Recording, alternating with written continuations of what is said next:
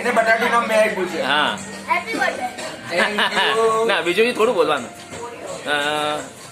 બોલતા નહીં, વિચારીને બોલ. એક બે સેન્ટેન્સ બોલ. શું ગમે છે તને, શું કહે છે? તને ભાવેશભાઈ કયા એંગલથી ગમે? બોલ, ઘણું બોલતો હોય છે ને એમ તો.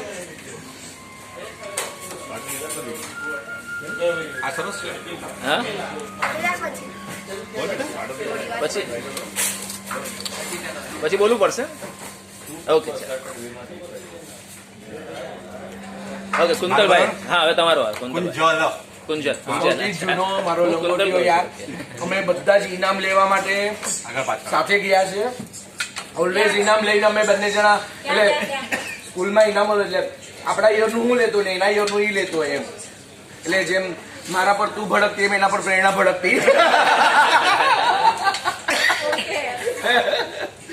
તો એવું ક્યારેય નથી કે પહેલો વરસાદ હોય ને અમે બે સાથે આટો મારવાનો નીકળ્યા હોઈએ.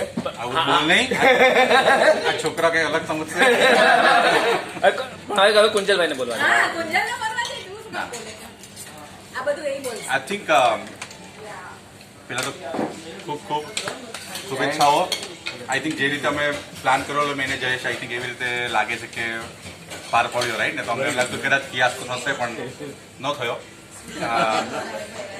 એના માટે બધાને તમને બધાએ ટાઈમ કાઢીને આવે એની બદલ તમને ખૂબ આભાર તમારો બધાનો.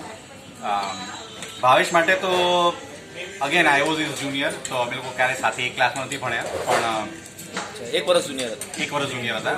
પણ over a period personal relation જ થઈ ગયા હતા. એટલે મારી મમ્મી બી અહીંયા છે, હમણાં મારો ભત્રીજો બી આવશે, કદાચ મારો ભાઈ બી આવે, ખબર એ લોકો બધા જોબમાં છે. એટલે ભાવેશ એટલે ઘરનો મેમ્બર. એટલે હું ન હોઉં ને તો મારી મમ્મીને ચાલે, પણ ભાવેશને તો ન ચાલે ને. એટલે ગુજરાતી સંગઠન સાથે હું બહુ સંકળાયેલો નથી, કારણ કે મારા જ છોકરાઓ અમેરિકામાં ભણેલા, અને એટલે હું હવે પછી ગુજરાતી બોલવું જ સારું લાગે, કારણ કે આપણે જે પ્રીચ કરી you too practise also. But support પૂરો છે ભાવેશભાઈને, અને ગુજરાતીમાં અમને બી સારા માર્ક આવતા હતા. ભાવેશ કરતાં બી મને વધારે આવતા.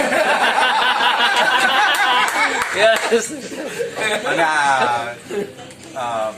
પણ ભાવેશને ખૂબ ખૂબ શુભેચ્છાઓ. અને એ જે રસ્તા પર ચાલે છે એ બહુ ડિફિકલ્ટ છે, અને મારી મમ્મીની, અમે બધાની તો એની શિખામણ એમ જ હોય છે કે ભાઈ તું આ પાર્ટ ટાઈમ કર, ફૂલ ટાઈમ કંઈક સાથે બીજું કંઈક કર, પણ એ ભાઈ સાંભળતા નથી.